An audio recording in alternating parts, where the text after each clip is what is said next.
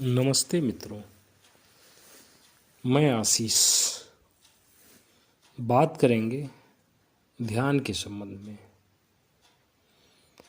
ध्यान शब्द का अर्थ ही करने पे आ जाता है।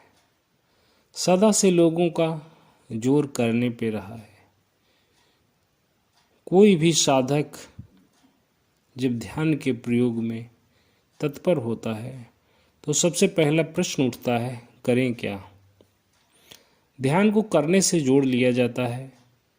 ऐसा लगता है जैसे ध्यान भी कोई कर्म है, कृत्य है, जिसको करके हम कुछ प्राप्त कर सकते हैं, जिसको कर करके मुझे कुछ परम की जानकारी हो जाएगी, परमात्मा का साक्षात्कार हो जाएगा।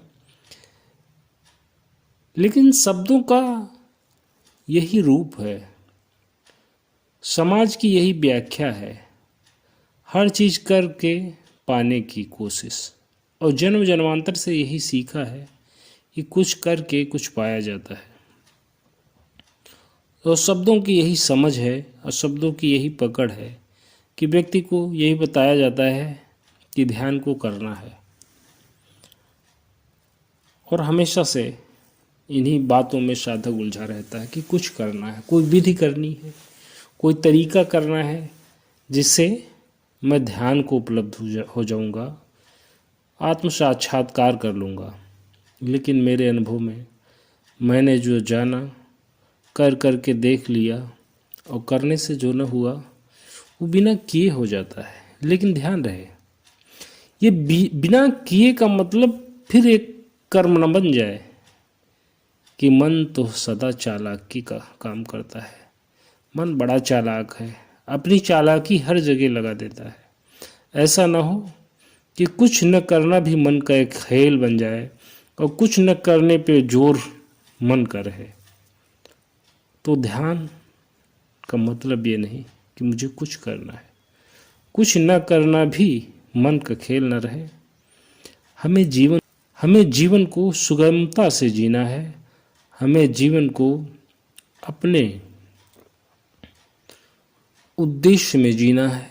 अपना उद्देश्य परम की प्राप्ति होनी चाहिए, क्योंकि यह संसार, यह जीवन क्षण भंगुर है। कितने वर्ष का जीवन, कब तक रहेंगे। देखो न, चारों तरफ लोग जा रहे हैं, मौसम बदल रहे हैं, पेड़ों के पत्ते भी सूख के गिर जाते हैं, सुबह खिले हुए फूल शाम तक मुरझा जाते हैं। तो यह तो जीवन है। यह जीवन कितने दिन तक टिका रह पाएगा।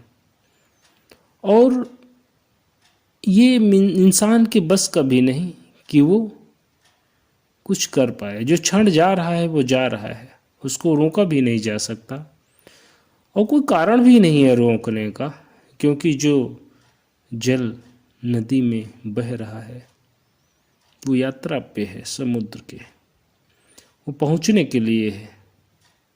उसे रोकने का कोई मतलब भी नहीं। इसलिए ध्यान कुछ न करना है, वो अंदर से आता है। जब हमने देख ही लिया कि संसार जा रहा है, सब कुछ छूटा जा रहा है, तो अब करना क्या, किसको करके क्या पाएंगे, ये महत्व का नहीं है। हमारी सारी चेतना साक्षी भाव में लग जाए तो जीवन परम रूपांतरित हो जाता है। यहाँ अगर दायित्व की बात की जाए, क्योंकि समाज परिवार ने हमें सिखाया है कि तुम्हारा दायित्व है, तुम्हारा कर्म है, तुम्हारा कर्तव्य है अपने प्रति, परिवार के प्रति, समाज के प्रति, तो मैं यहाँ कहना चाहूँगा, किसी के प्रति हो न हो, सबसे पहला कर्तव्य, सबसे पहला दायित्व स्वयं के प्रति है। जो ये शरीर मिला हुआ है, जो यह जीवन मिला हुआ है, इसके प्रति कर्तव्य है। और यह कर्तव्य तभी पूरा होगा जब आप स्वयं को जान लेंगे। और स्वयं को जानना साक्षी की परम उपलब्धि सिर्फ आती है साक्षी भाव से।